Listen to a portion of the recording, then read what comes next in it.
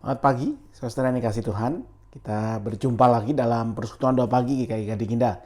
Nah, sebelum kita memulai merenungkan berita firman Tuhan, mari kita naikkan pujian berikut ini.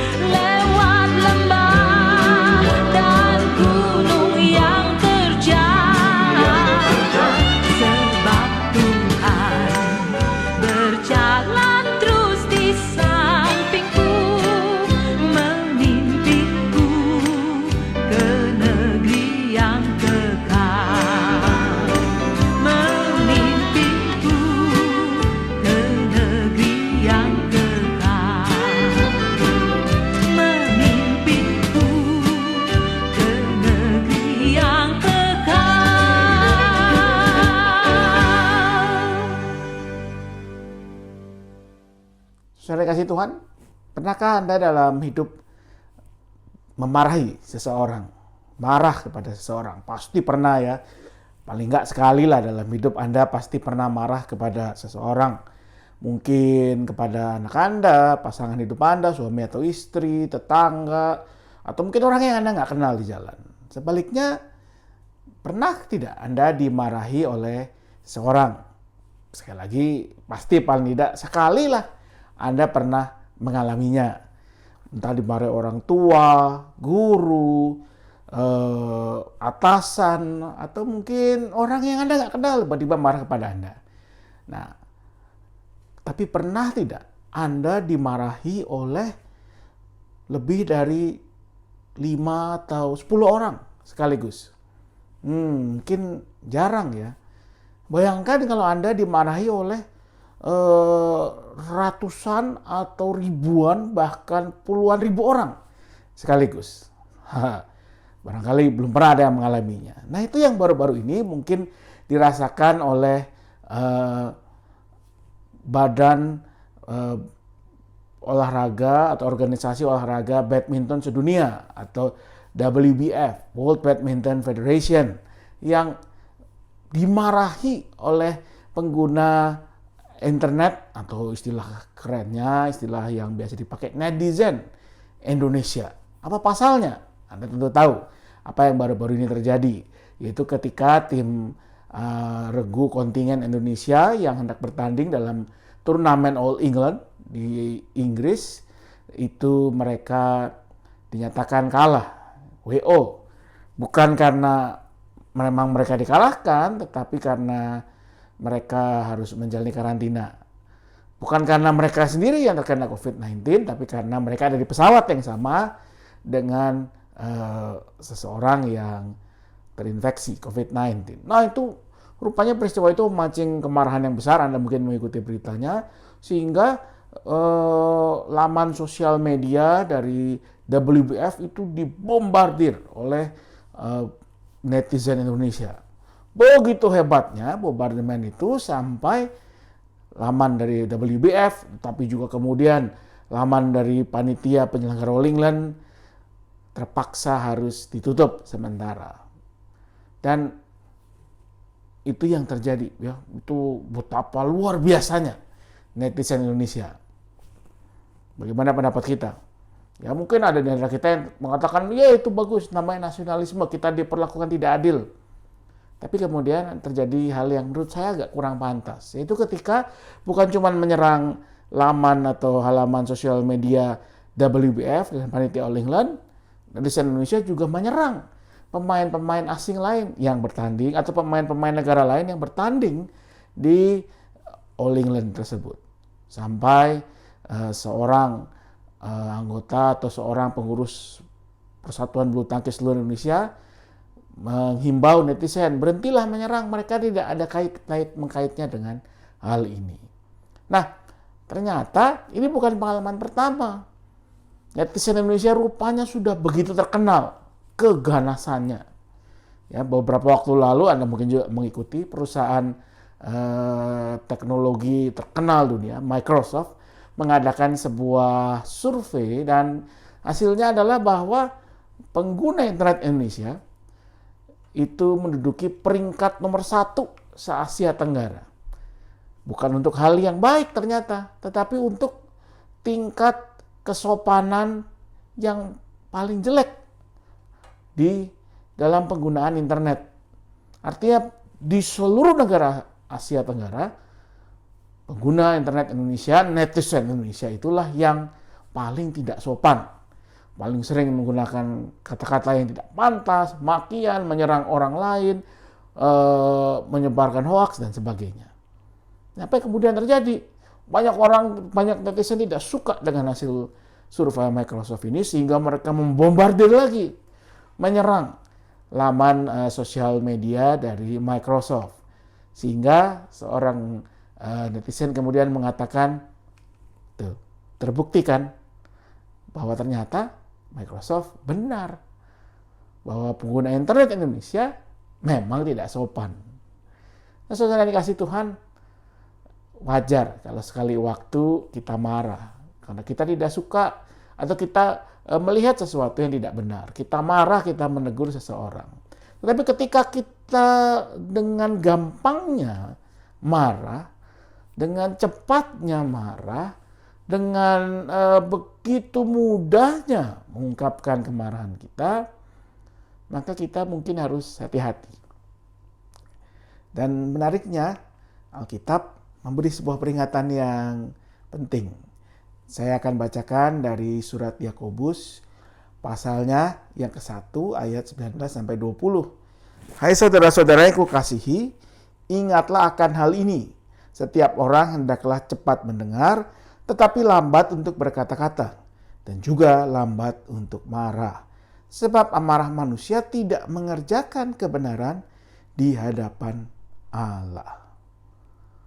Betapa ayat ini punya sebuah kebenaran yang begitu penting dan diungkapkan dengan menarik. Katanya cepatlah untuk mendengar. Saya membayangkan ini bermakna kita mesti tanggap ketika mendengar, kita bisa mendengar dengan baik, membedakan mana yang benar, mana yang salah, tetapi lambat untuk berkata-kata. Artinya kita tidak perlu cepat-cepat bereaksi, tidak perlu menjadi orang yang reaktif. Dengar sedikit langsung merespon, langsung membalas, langsung bereaksi. Apalagi selalu ayat ini melanjutkan dan juga lambat untuk marah. Ayat ini mengajak kita untuk jangan cepat-cepat marah. Berpikir dahulu sebelum marah. Mungkin ini kedengarannya absurd ya. Orang kan marah ya mau melampiaskan emosi. Langsunglah kita marah. Tapi ayat ini mau mengingatkan jangan cepat-cepat marah. Karena jangan-jangan kemarahan kita itu tidak tepat. Tidak kita ungkapkan pada kepada orang yang tepat. Seperti tadi netizen Indonesia yang justru menyerang pemain asing lain. Ya, pemain negara lain yang tetap bertanding di All England, padahal banyak dari mereka juga bersimpati kepada kontingen Indonesia. Mungkin juga kemarahan itu kita ungkapkan dengan cara yang tidak benar. Marah tapi dengan kata-kata yang tidak pantas. Mungkin juga kemarahan itu kita ungkapkan karena alasan yang jangan-jangan keliru. Ya kita cuman karena merasa terusik.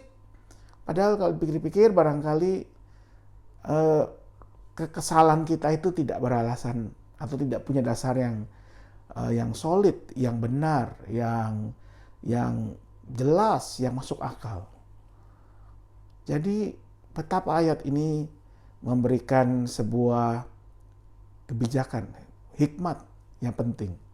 Cepat mendengar, lambat bereaksi, apalagi lambat untuk marah. Saya jadi ingat nasihat seorang rekan pendeta senior yang mengatakan bahwa Tuhan menciptakan kita dengan 2 buah telinga, tetapi cuma dengan 1 mulut. Pasti itu ada maksudnya, agar kita banyak mendengar, tetapi tidak dengan mudah bereaksi, membalas atau mengucapkan kata-kata yang nanti kalau sudah keluar tidak akan bisa kita tarik. Sehingga ketika kata-kata yang kita ucapkan, kemarahan yang kita nyatakan ternyata tidak benar. Yang tersisa tinggallah penyesalan. Maka saudara yang dikasihi Tuhan, mari kita cepat mendengar, tetapi lambat berkata-kata, apalagi lambat untuk marah. Kiranya Tuhan memberkati kita semua. Amin.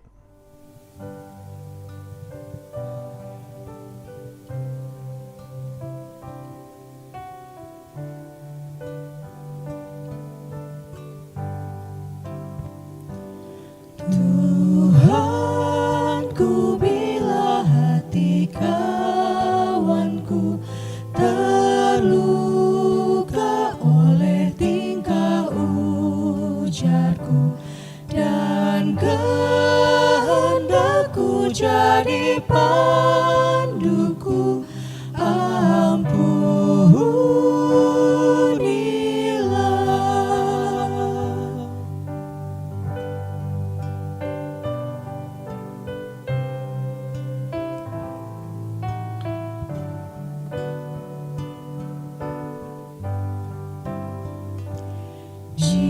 Jikalau tuturku tak semena dan aku tolak orang berkesa, pikiran dan tuturku bercela, ampunilah.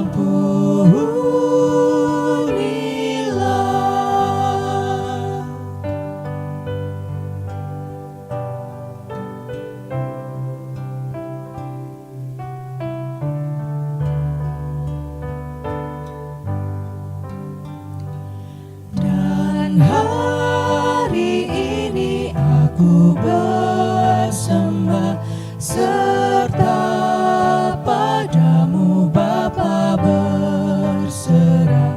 Berikan daku kasih-Mu mesra. Amin, amin.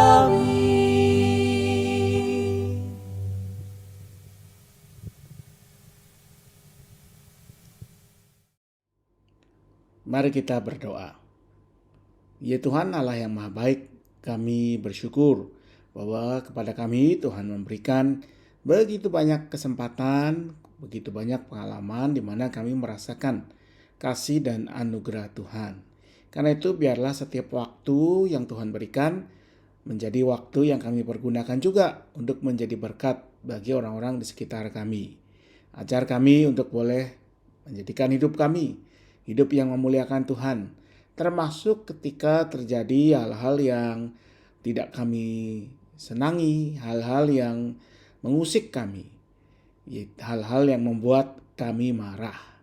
Ajar kami untuk boleh tanggap, boleh memperhatikan atau cepat mendengar ketika terjadi ketidakbenaran, terjadi ketidakadilan, terjadi hal-hal yang memang tidak berkenan kepada Tuhan.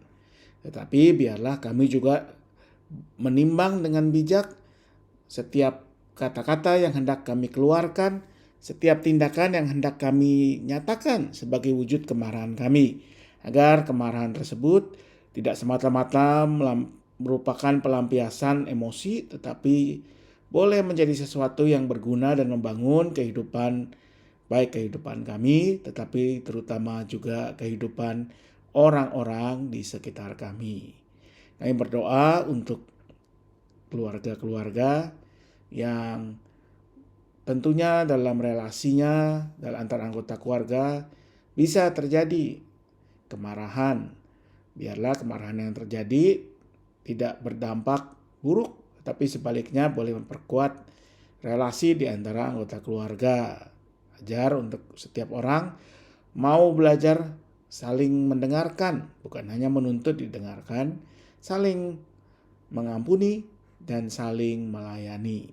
Kami berdoa untuk bangsa dan negara kami di tengah upaya untuk menangani pandemi, khususnya upaya untuk melakukan proses vaksinasi secara luas di berbagai kelompok masyarakat. Biarlah upaya ini boleh menjadi hal yang baik untuk kehidupan bersama kami, tapi biarlah juga upaya vaksinasi ini tidak membuat kami menjadi lupa untuk menerapkan protokol kesehatan dalam kehidupan sehari-hari.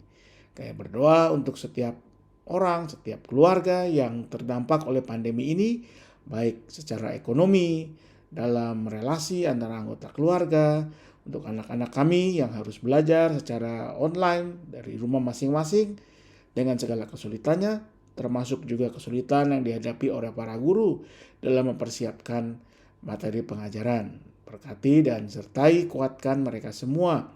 Juga mereka-mereka yang mengalami berbagai masalah kesehatan, terutama mereka yang karena terinfeksi oleh virus COVID-19 harus menjalani isolasi di rumah ataupun di rumah sakit. Berikan pemulihan, berikan kekuatan kepada setiap keluarga yang menemani. Inilah doa kami ya Tuhan, ajar kami untuk boleh cepat mendengar tetapi lambat untuk berkata-kata, lambat bereaksi, dan terutama lambat untuk marah, sehingga hidup kami semuanya menjadi hidup yang memuliakan nama Tuhan. Inilah doa kami naikkan hanya dalam satu nama, Tuhan kami Yesus Kristus, yang juga sudah mengajarkan kami semua untuk berdoa demikian. Bapa kami yang di surga, dikuduskanlah namamu, datanglah kerajaanmu, jadilah kehendak-Mu di bumi seperti di surga. Berikanlah kami pada hari ini makanan kami yang secukupnya. Ampunilah kami seperti kami mengampuni orang yang bersalah kepada kami. Janganlah membawa kami ke dalam pencobaan, tetapi lepaskanlah kami dari yang jahat. Karena Engkaulah yang punya kerajaan, kekuasaan, dan kemuliaan sampai selama-lamanya. Amin. Demikianlah persoalan doa pagi kita. Selamat beraktivitas. Tuhan memberkati selalu.